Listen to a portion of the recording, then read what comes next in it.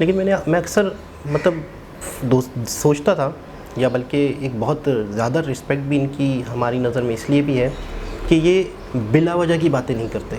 यानी कि बिला वजह किसी पड़ोसी पे तनकीद करना, कहीं पर भी कुछ उल्टा सीधा कहते रहना और बस तकरीरें कर लेना, बयान कर लेना, क्योंकि ये पॉलिटिशियन तो है नहीं, ये तो एक तरह से यूँ समझ लो कि अपने मुल्क के लिए खिदमत कर रहे हैं, खिदमत दे रहे हैं। तो मैं बड़ा मतलब हैरान भी होता था इनकी तरफ से पाकिस्तान को लेके, या इस तरह की जो इस तरह की उन चीज़ों को लेके जिन चीज़ों का कोई फ़ायदा ही नहीं है बात करने का। अस्सलाम वालेकुम, नमस्ते, सत श्री अकाल। कैसे हैं आप लोग? उम्मीद करती हूँ ठीक होंगे, खुश होंगे। मैं हाजिका अली और मेरे साथ हैं तारिक नियाज़ी। अस्सलाम वालेकुम, नमस्ते, सत श्री अकाल। उम्मीद करता हूँ ठीक होंगे, खुश होंगे। दोस्तों जहाँ रहे खुश रहे, माँ बाप का ख्याल करें, क्योंकि माँ बाप तो सभी कुछ है। आज की हमारी वीडियो है, आज की हमारी वीडियो है एसडी शंकर से रिलेटेड। सो स्टार्ट करते हैं अपनी वीडियो को। Let's start. ओके गाइस, तो वीडियो का टाइटल है IT versus IT. Jaishankar says India's experts in IT, Pakistan in international terror. So start करते हैं। स्टडी IQ IAS, अब तैयारी हुई अफोर्डेबल।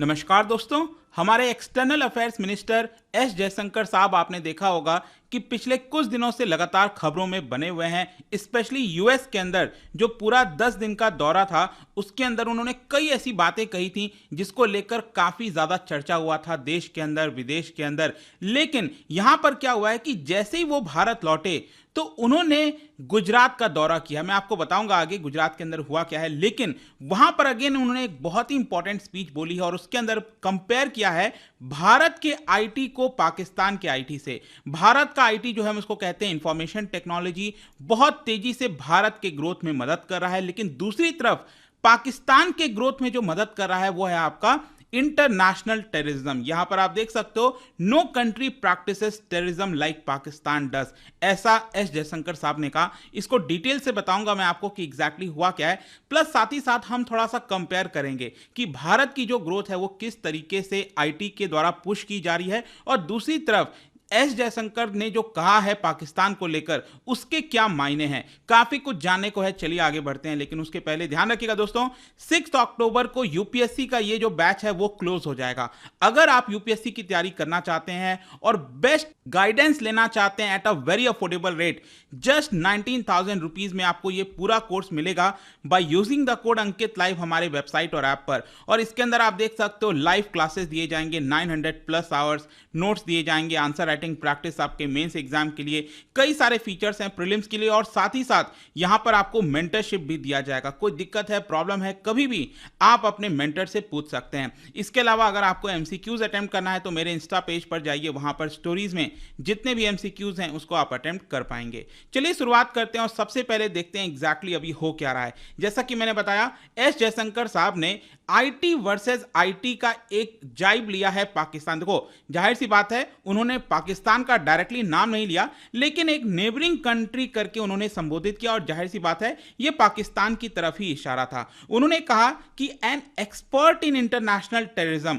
पाकिस्तान को, और वहीं भारत को कहा expert in information technology. Actually हुआ क्या है कि जब वो यूएस के दौरे से भारत लौटे तो अभी आपको पता होगा नवरात्रि का समय चल रहा है। गुजरात के अंदर जो गरबा है, बहुत सारी एक्टिविटीज की जाती हैं और काफी मजा भी आता है। मैं भी वहां पर रहा था। लेकिन यहां पर आप देख सकते हो कि जो एस जयशंकर साहब हैं वो लगभग 52 एम्बेसडर्स और हाई कमिश्नर्स के साथ एक विजिट पर गए हुए थे वडोदरा के अंदर। मतलब कि हमारे जो खुद के एम्बेसडर्स हैं, हाई कमिश्नर्स हैं अलग अलग देशों में, वो यहां पर आए, और जाहिर सी बात है उनका डायरेक्ट जो उस मिनिस्ट्री के अंदर होते हैं जितने एम्बेसडर्स, वो होता है हमारा एक्सटर्नल अफेयर्स मिनिस्ट्री, और एक्सटर्नल अफेयर्स मिनिस्ट्री के जो मिनिस्टर हैं वो एस जयशंकर साहब हैं। तो वो यहां पर दौरे पर गए हुए थे, उन्होंने कुछ स्पीच भी दिया। इनफैक्ट जो उनका स्पीच था वो हिंदी में था। यूजुअली आपने देखा होगा वो ज्यादातर इंग्लिश बोलते हैं, लेकिन ये पूरा स्पीच उनका हिंदी में था। और आप देख सकते हो इसका जो थीम था वो ये था, rising India and the world, foreign policy in the Modi era. तो नरेंद्र मोदी जी के कार्यकाल में जो भी फॉरेन पॉलिसी अपनाई गई, किस तरह से क्या हुआ, उसी के अंदर यहां पर उन्होंने भाषण दिया। और यहां पर उन्होंने एक बहुत ही इंपॉर्टेंट चीज बताई।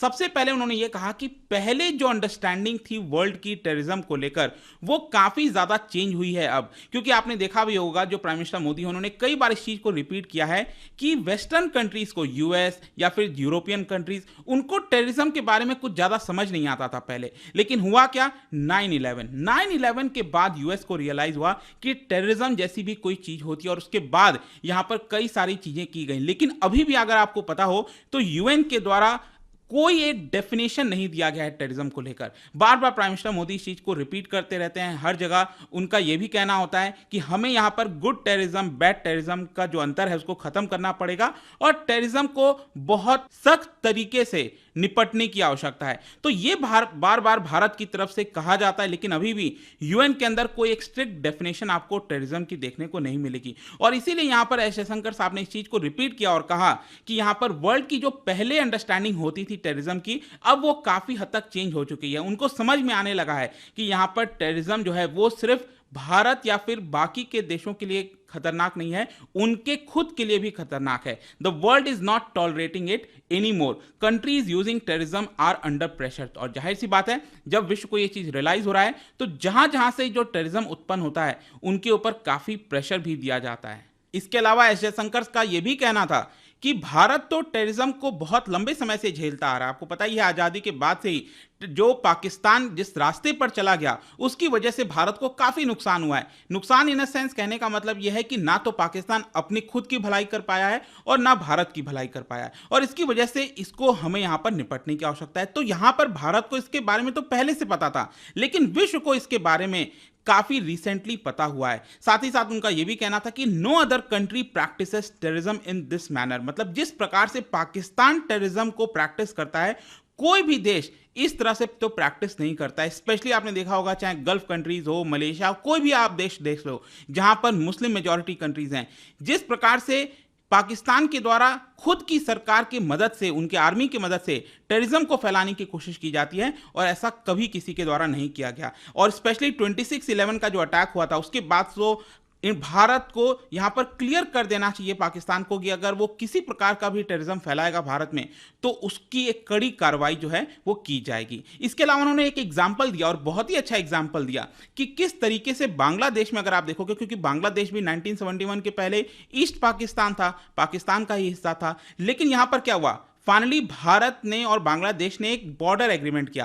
पहले क्या होता था कि बहुत सारे टेररिस्ट एक्टिविटीज होती थी नॉर्थ ईस्ट के अंदर, बहुत प्रॉब्लम होती थी, लेकिन हमने क्या किया, बॉर्डर एग्रीमेंट कर लिया। और उसके बाद जो एक्सट्रीमिस्ट एक्टिविटीज हैं बॉर्डर पर नॉर्थ ईस्ट के अंदर फैलाने की कोशिश की जाती थी हमारे भारत के अंदर, वो कंप्लीटली यहां पर स्टॉप हो गई एक प्रकार से। तो ये एक अच्छा एग्जाम्पल होता है। तो कहीं ना कहीं पाकिस्तान को भी ये चीज करना चाहिए, जो बॉर्डर प्रॉब्लम्स हैं सारी चीजों को निपटाकर टेररिज्म को खत्म करने की कोशिश करनी चाहिए, और तभी पाकिस्तान जो है वो आपका आगे बढ़ पाएगा। इसके अलावा क्योंकि यहां पर एस जयशंकर साहब जो बाकी के एम्बेसडर्स हैं, हाई कमिश्नर्स हैं, उनसे यहां पर मुलाकात कर रहे थे, उन्होंने स्पीच में एक बहुत ही अच्छी बात ये भी बोली कि आपने देखा होगा जो रशिया यूक्रेन का वॉर चला उसके बीच में आपने देखा होगा किस तरीके से यूएस हो गया, वेस्टर्न कंट्रीज हो गई, यूरोपियन कंट्रीज हो गई, वो भारत पर लगातार प्रेशर बना रहे थे कि आप रशिया को कंडेम करो, रशिया से कोई भी व्यापार ना करो, कुछ भी मत करो। लेकिन यहां पर एस जयशंकर साहब का कहना था कि नरेंद्र मोदी जी की सरकार है, उन्होंने यहां पर जो भी प्रेशर था उसको हेड ऑन लिया, उसके नीचे हम दबे नहीं। और भारत के लिए क्या इंपॉर्टेंट था, अगर हमें सस्ता क्रूड ऑयल चाहिए था हमारे इकोनॉमी के लिए, हमारे लोगों के लिए, तो वो हमने यहां पर किया है। तो इस तरह की जो चीजें हैं हमें वो फेस करनी पड़ेगी। वो एस जयशंकर साहब सारे जो बाकी के एम्बेसडर्स हैं भारत को जो रिप्रेजेंट करते हैं अलग अलग देशों में, उनको यहां पर ये सारी चीजें बोली।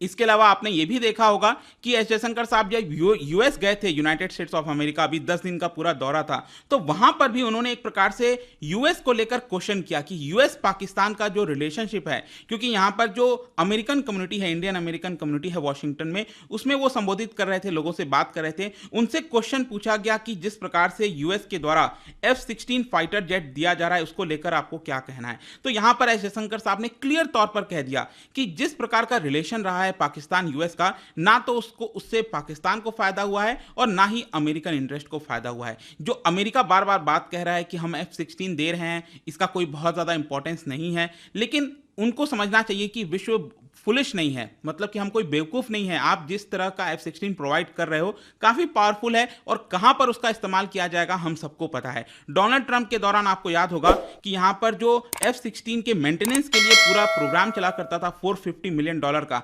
डोनाल्ड ट्रंप ने उसको खत्म कर दिया था। लेकिन यहां पर बाइडेन ने वापस से यहां पर F-16 देने का निर्णय लिया। तो एक प्रकार से यह भी माना जा रहा था कि क्योंकि भारत रशिया को पूरी तरह से कंडेम नहीं कर रहा है। इसकी वजह से यहाँ पर एक प्रकार से प्रेशर बनाने की कोशिश की जा रही है भारत के ऊपर कि पाकिस्तान को जो है F-16 दिया जा रहा है। लेकिन यहाँ पर यूएस का कहना है कि नहीं है, ऐसा कुछ भी नहीं है। बट आई होप कि ये सारी चीजें आपको जियोपॉलिटिक्स के अंदर क्या क्या चलती हैं वो धीरे धीरे समझ में आ रहा होगा। अब मैं यहाँ पर आता हूँ कि भारत की आईटी और पाकिस्तान की आईटी। सबसे पहले अगर हम बात करें आईटी, देखो आईटी का मतलब है इंफॉर्मेशन टेक्नोलॉजी। इसके अंदर सारी चीजें आती हैं, जैसे आईटी से related services, IT enabled services हो गया, ई कॉमर्स हो गया, सॉफ्टवेयर हो गया या फिर हार्डवेयर प्रोडक्ट्स हो गया, जो भी हम यूज करते हैं ये सब कुछ आपका आईटी का ही पार्ट है। और आज के डेट में जितने भी ऑर्गेनाइजेशंस हैं, चाहे गवर्नमेंट से लेकर बिजनेस से लेकर कहीं पर भी, अगर हमें एफिशिएंसी चाहिए, इकोनॉमिकल होना चाहिए, तो हमें यहां पर आईटी की मदद लेनी ही पड़ती है। और जिस प्रकार का गवर्नेंस आज के डेट में देखने को मिल रहा है भारत के अंदर, आप देखिए, आप ये वीडियो एक मोबाइल के माध्यम से देख पा रहे हैं। हमारा जो यूपीएससी का कोर्स है वो यहां पर ऑनलाइन दिया जा रहा है और बेस्ट चीजें प्रोवाइड की जा रही हैं। ये सब कैसे पॉसिबल है? ये तभी पॉसिबल है जब भारत में आईटी फ्लरिश कर रहा है। इसके अलावा यहां पर आईटी सेक्टर का अगर हम रोल बताएं भारत का, तो आप देख सकते हो 1998 में जो आईटी सेक्टर है, वैसे तो आईटी सेक्टर 1990 से थोड़ा स्टार्ट हो गया था और तेजी से फैलने लगा, लेकिन 1998 में इसका कंट्रीब्यूशन जीडीपी में सिर्फ 1.2% हुआ करता था और आज के डेट में 10% से भी ज्यादा कंट्रीब्यूशन सिर्फ आईटी का हमारे जीडीपी में देखने को मिलेगा। इसी से आप समझ सकते हो कि आईटी कितना इंपॉर्टेंट रोल प्ले करता है भारत के लिए, क्योंकि यहां पर आप देख सकते हैं कि जो टोटल रेवेन्यू था आईटी का 2019 में, इट वाज $180 बिलियन और इसमें से लगभग $100 बिलियन जो आईटी सर्विसेज है वो हमने एक्सपोर्ट किया था। और एक्सपोर्ट की जब हम बात करते हैं तो 2/3 जो एक्सपोर्ट है भारत का आईटी सर्विसेज का, वो अकेले यूएस के अंदर जाता है। और हमारी वर्कफोर्स अगर आप देखोगे आईटी के अंदर, इट इज 4.3 मिलियन एम्प्लॉयज, मतलब 43 लाख एम्प्लॉयज आईटी सेक्टर के अंदर आपको देखने को मिलेगा। और बताया जाता है कि जो डिजिटल इकोनॉमी है भारत की 2025 तक वो $1 ट्रिलियन तक चली जाएगी। जो इंडियन इलेक्ट्रॉनिक्स मैन्युफैक्चरिंग सर्विसेज है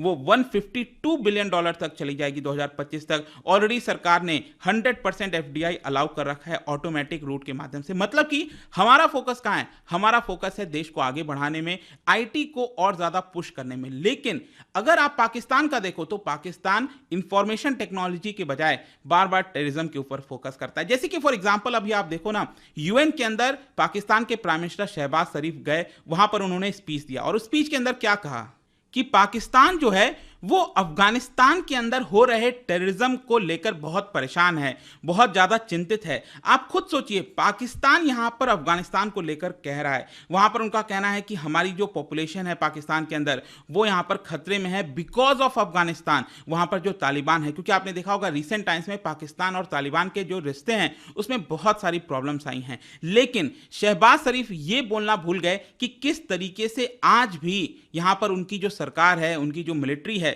वो एक प्रकार से मदद करती है टेररिज्म को फैलाने में। भारत के अंदर, जम्मू कश्मीर के अंदर जिस तरीके से पेनिट्रेशन किया जाता है टेररिज्म के माध्यम से, यहां पर आतंकवाद फैलाने की कोशिश की जाती है, उसके बारे में बताने में यहां पर शहबाज शरीफ नहीं आए। आज के डेट में भी एक प्रकार से सॉफ्ट कॉर्नर है, जो पाकिस्तान की एस्टैब्लिशमेंट है उनका एक सॉफ्ट कॉर्नर है टेररिज्म की तरफ, टेररिस्ट की तरफ, और इसीलिए यहां पर उनको भी खतरा होता है। आप देखते होंगे आए दिन यहां पर पाकिस्तान में खबर आती है, इधर ब्लास्ट हो गया, वहां पर कुछ हो गया। तो ये सब क्या है? अगर आप ये सोचते हो कि भारत को नुकसान करोगे तो अल्टीमेटली जो पर्सन टेररिस्ट है, आतंकवादी है, क्या वो आप ही के देश में आतंकवाद नहीं फैलाएगा? अगर आप ऐसा सोचते हो नहीं फैलाएगा तो आप बहुत बड़ी भूल कर रहे हो। तो कहीं ना कहीं यहां पर कंक्लूजन यही निकलता है कि प्रेजेंट में अगर पाकिस्तान को आगे बढ़ना है तो उनको सबसे पहले जो पुरानी मिस्टेक्स हैं उनको ओनरशिप लेना पड़ेगा, मानना पड़ेगा इस बात को, और आगे कहना पड़ेगा कि अब हम इसको सपोर्ट नहीं करेंगे, ताकि फ्यूचर में जो ब्लड शेड है, खून है, उसको बहना हम रोक सकें। साथ ही साथ पाकिस्तान की जो पावर सर्कल्स है, मतलब जो एस्टैब्लिशमेंट है, उनको यहां पर ओनरशिप लेनी पड़ेगी और एक प्रकार से जो short term political gain, economic gain के लिए उनको टेररिज्म को रोकना ही पड़ेगा। उनको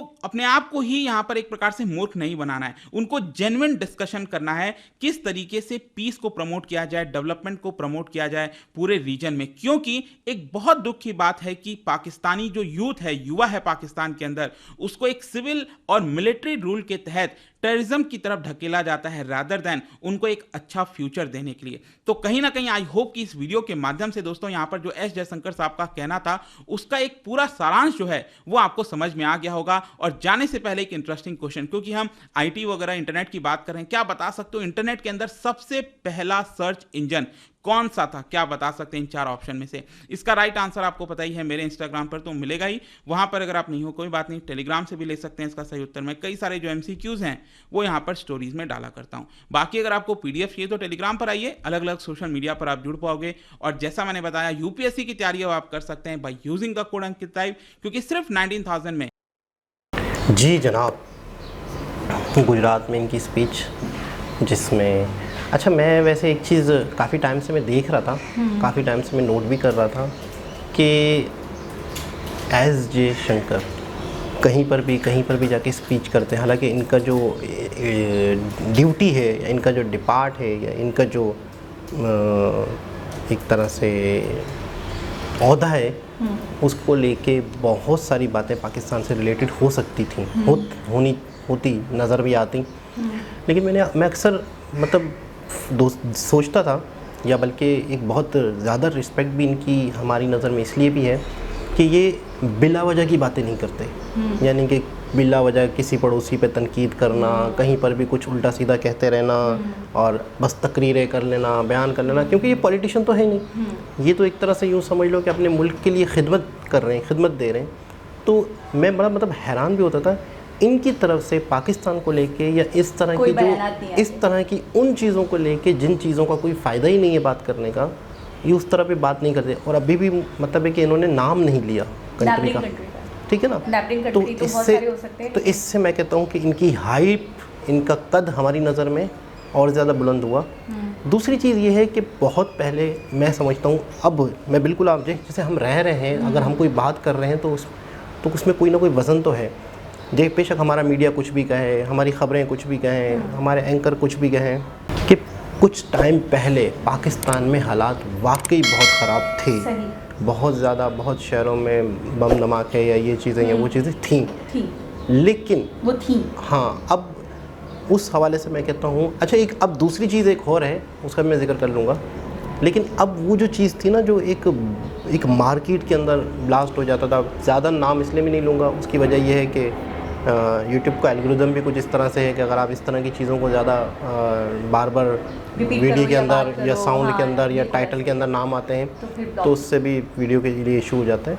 तो ये कि इस तरह की चीज़ें पहले होती थी, अक्सर सुनते थे कि ये हो गया मार्केट में, फ़लानी जगह पे ये हो गया। अक्सर पेशावर साइड पे, अक्सर उस साइड पे हफ्ते में एक दो महीने में 4-5, तो ऐसा लगता था कॉमन सी बात है। लेकिन अब मैं कहता हूँ बहुत अल्लाह पाक का करम है, बहुत शुक्र है कि अब ये चीज़ बहुत कम हो गई है, बहुत कम हो गई। मतलब अगर हम ये कहें कि ना के बराबर है, रह गई है, तो गलत नहीं हो। क्यों? क्योंकि हम वाकई यहाँ रह रहे हैं और अगर ऐसी कोई चीज़ होती तो खबरों में आता है, न्यूज़ में। ऐसा भी होता था, ऐसा भी होता था कि एक ही हफ्ते में कई जगहों पे सुनने को मिल जाता था। और आप सिर्फ कह रहे हैं पेशावर, या मैं किसी एक स्पेसिफिक एरिया की बात नहीं करूँगी, स्पेसिफिक रीजन की, स्पेसिफिक सिटीज़ की बात नहीं करूँगी।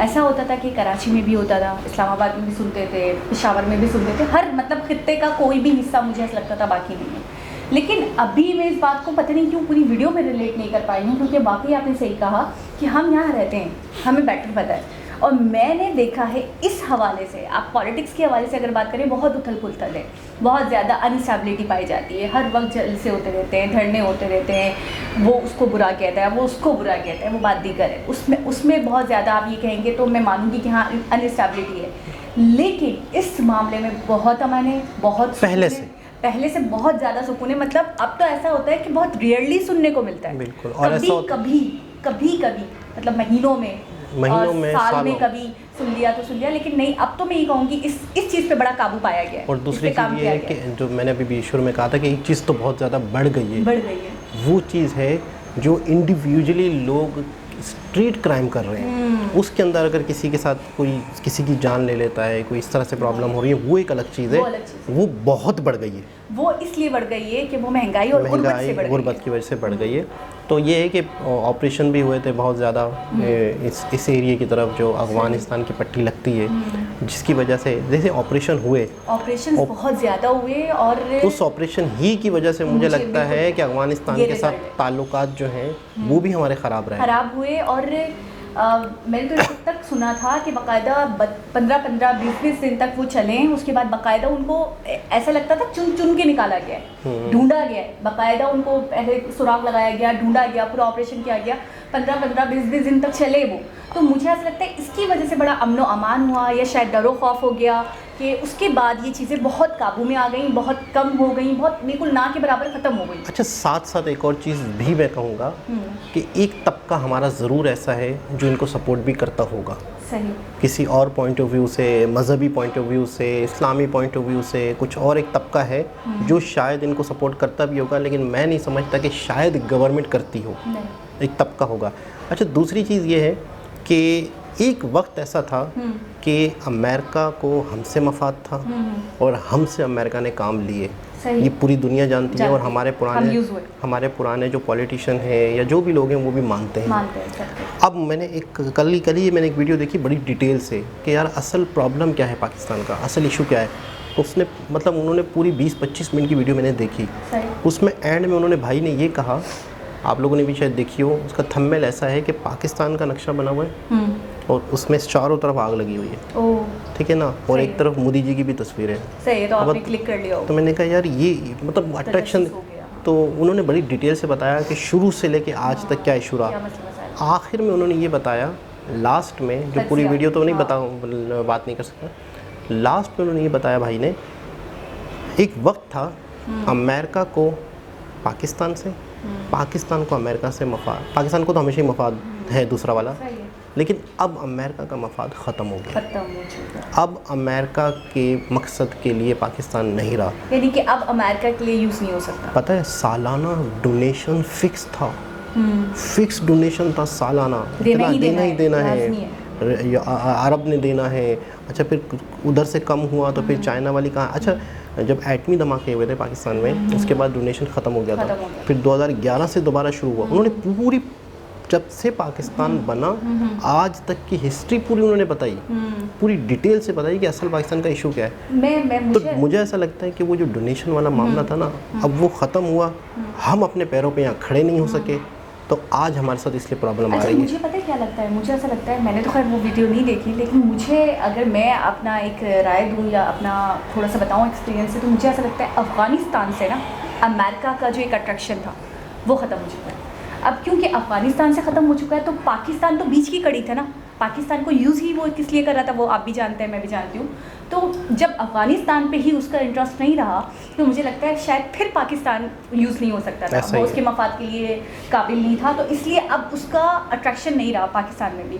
दूसरी बात ये कि मैंने देखा है जब इससे पहले सैलाब आया था तो हर कंट्री ने बहुत मदद करी थी पाकिस्तान की, और अमेरिका, यूरोपियन कंट्रीज़ हाजिर थे। लेकिन इस बार मैंने बड़ा ठंडापन देखा इन लोगों में, वो गर्मजोशी या वो जो एक तरीके से दिल खोल कर करते थे इमदाद, वो चीज़ नहीं दिखाई दी। तो मैं इस बात को आपकी बात से रिलेट करूंगी कि जो भी भाई हैं जिन्होंने वीडियो बनाई है, उन्होंने 100% सही बोला है कि अब लगता नहीं है कि उसका कोई गर्ज है हमसे, जो वो हम पे लुटाएं या जो वो हमें इमदाद दें या जो आपने कहा डोनेशन फिक्स था या वो डोनेशन दें। दूसरी बात ये कहना चाहूँगी कि मुझे बहुत बेहतरीन बात लगी है एस जयशंकर की कि उन्होंने अगर बात करनी भी थी पाकिस्तान की तो उन्होंने डायरेक्टली पॉइंट आउट नहीं किया, ठीक है। और ये बड़े इंसान की आला ज़र्फ़ी की बात है कि उन्होंने नेबरिंग कंट्री करके मुखातिब किया, जबकि समझ सब गए, जिन्होंने वीडियो बनाई उन्होंने बोला हमें पता है कि पाकिस्तान की बात हो रही थी। और दूसरी बात ये कहना चाहूँगी कि उन्होंने अगर ये बात बोली है तो यकीनन इसके पीछे कुछ ना कुछ रीज़न रहा होगा, क्योंकि हमने स्टार्टिंग में जब वीडियो स्टार्ट करी थी तभी हमने बोल दिया था कि वो कोई भी बात ऐसे ही नहीं करते, बिला वजह नहीं करते, फसूल की बात नहीं करते, या जो उनके नज़दीक इतनी अहमियत की हामिल ना हो बातें करने से वो रेस IT से रिलेटेड उन्होंने बताया। हाँ, तो वो ये कहना चाहते होंगे, उनके कहने का मकसद ये होगा कि जिस तरह हमने IT में इतनी तरक्की करी, 1998 में 1.2% GDP में हिस्सा था और अब जाके 13% 10% तक हो चुका है, बड़ी बात। तो इसीलिए वो एक तरीके से दिशा दिखाने के लिए, डायरेक्ट करने के लिए, क्योंकि कहीं ना कहीं पाकिस्तान के जो बुरे नताइज हैं वो इंडिया पे भी पड़ते हैं। बिल्कुल वो ऐसा हमेशा यही कहते हैं कि रीजन एक होने की वजह से हमें भी सामना करना पड़ता है, हमें भी बिल्कुल। परेशानियों से, मुश्किलात से दो चार होना पड़ता है, ना चाहते हुए भी। तो वो शायद मुझे ऐसा लगता है एक दिशा दिखाते हुए, एक रास्ता दिखाते हुए वो कह रहे हैं जिस तरह हम आईटी में आगे बढ़ें, आपको भी चाहिए कि आप आईटी पे फोकस करो, आपको भी चाहिए कि आप डेवलपमेंट पे फोकस करो, प्रोग्रेस पे फोकस करो, जिसकी वजह से आप भी आगे बढ़ो। ऐसी भी वीडियो हमने देखी है जिसमें मोदी जी ने कहा कि आप जब तक तरक्की सही मायनों में नहीं कर सकते जब तक आपके आसपास वाले देश भी तरक्की ना करें। देखिए आपके आसपास आपके पड़ोसी खुशहाल हैं, उनकी परेशानियां नहीं हैं, असर एक दूसरे देश पे पड़ता है। तो वो एक था ना कि डेवलप कंट्री की बात हो रही थी या कौन सी सेंचुरी 21st सेंचुरी क्या यहाँ की एशिया की हो सकती है, एक वीडियो हमने देखी थी।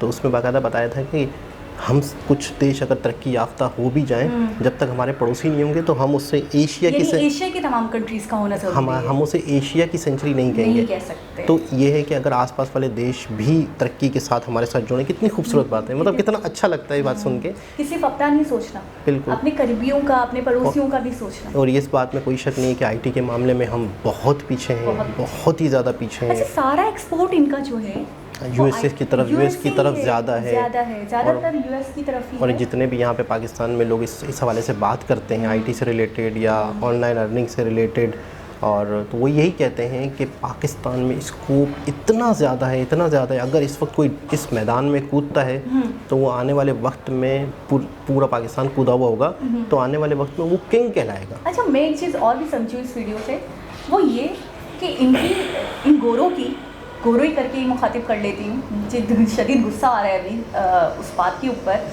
कि इनकी एक साजिश रही है। ये सामने से आकर वार नहीं करते, सामने से नहीं लड़ते। जैसे इनको अगर फॉर एग्जांपल प्रॉब्लम है इंडिया से, तो ये इंडिया के सामने आके मद्दे मुखालिफ होकर नहीं खड़े होकर नहीं लड़ेंगे इंडिया से, कि इंडिया के अपोज में कोई और कंट्री को खड़ा कर देंगे, लाइक पाकिस्तान।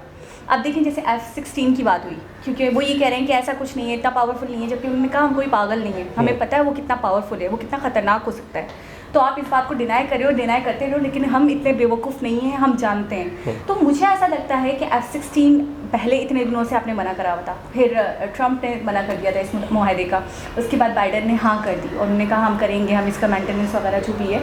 तो मुझे ऐसा लगता है कि ये सामने नहीं आती, ये प्रेशर बनाने के लिए दूसरे कंट्री को खड़ा कर देती है उनके सामने। कुछ चीज़ें ऐसी होती हैं जो वक्त के हिसाब से फैसले किए जाते हैं। अब ये फैसला किया जाए, अब इस फैसले को रोक दिया जाए। आसपास जो मामला चल रहे हैं, माहौल चल रहा है, एक शख्स ने हमारी क्या बात मानी, अच्छा भाई नहीं मानी, चलो अब मैं तुम्हें एक बताता हूँ, अभी ये करता हूँ। लेकिन कुछ देश ऐसे हैं जिन्हें प्रेशर की ज़रूरत ही नहीं है। खैर बहरहाल बहुत अच्छी, बहुत इन्फॉर्मेटिव वीडियो। दोबारा किसी और साहब से मुलाकात होगी, जब तक के लिए अल्लाह हाफ़िज़।